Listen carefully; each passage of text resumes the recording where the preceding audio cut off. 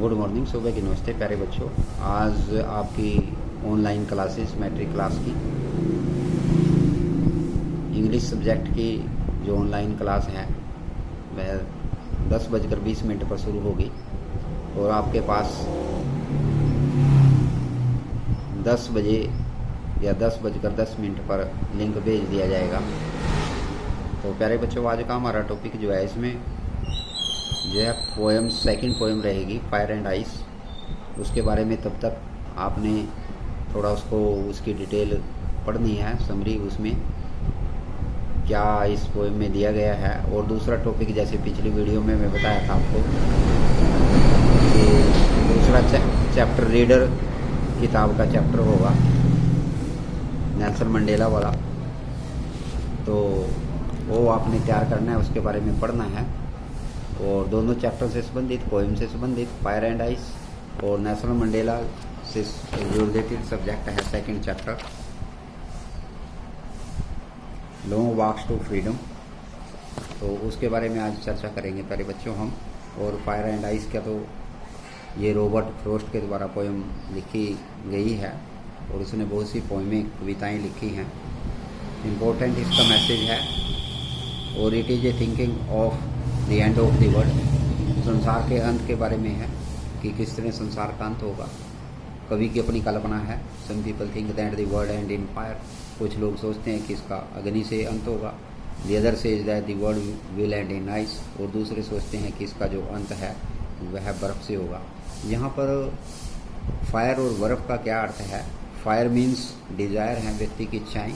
जो व्यक्ति की इच्छाएँ ज़्यादा से ज़्यादा बढ़ जाती हैं तो वो भी संसार के अंत का कारण बनती है, क्योंकि एक व्यक्ति की जब इच्छाएं बढ़ जाती है तो वह दूसरे व्यक्तियों की इच्छाओं का दमन करना शुरू कर देता है। उनके दूसरों की भावनाओं का सम्मान नहीं करता। वह अपनी इच्छा को प्रकट करने के लिए किसी भी हद तक जा सकता है। और दूसरा आइस का अर्थ होता है मानवता के बीच जो है नफरत पैदा करना, हेटर्स अमंग मैनकाइंड। और वे दोनों ही जो है they are very harmful for the society. समाज के लिए दोनों ही नुकसानदायक हैं। So they are harmful like and ice और फायर, और वो बर्फ़ और अग्नि दोनों की तरह हैं। तो फायर एंड आइस में प्यारे बच्चों कवि कहना चाहता है कि संसार के अंत के बारे में बातचीत करता है। किस तरह का जो है अंत संसार को हो सकता है। फायर से हो सकता है, अग्नि से, या बर्फ़ से हो सकता है। और फायर का अर्थ होता है डिजायर्स, व्यक्ति की इच्छाओं के कारण बढ़ने के कारण भी संसार का अंत हो सकता है। और मानवता के बीच नफरत पैदा होने से भी जो है इस का संसार का अंत हो सकता है। और सेकंड उसमें दूसरा इस चैप्टर के बारे में आपने देखना है, नेल्सन मंडेला के द्वारा ये लॉन्ग वॉक टू फ्रीडम जो लिखी गई है, उसके द्वारा नेल्सन मंडेला के द्वारा लिखी गई है। He became the first president of the country. और पहला जो ब्लैक प्रेसिडेंट था वो ऑफ द कंट्री, देश का। और ही वाज इलेक्टेड टू 10 मई 1994 को इलेक्ट किया गया था वो। उससे पहले जो है दक्षिण अफ्रीका के अंदर जो है कोई भी अश्वेत जो है काले रंग उन वाले जो लोग थे उनके साथ बहुत भेदभाव किया जाता था। लेकिन नेल्सन मंडेला 10 मई 1994 को इलेक्टेड किया गया।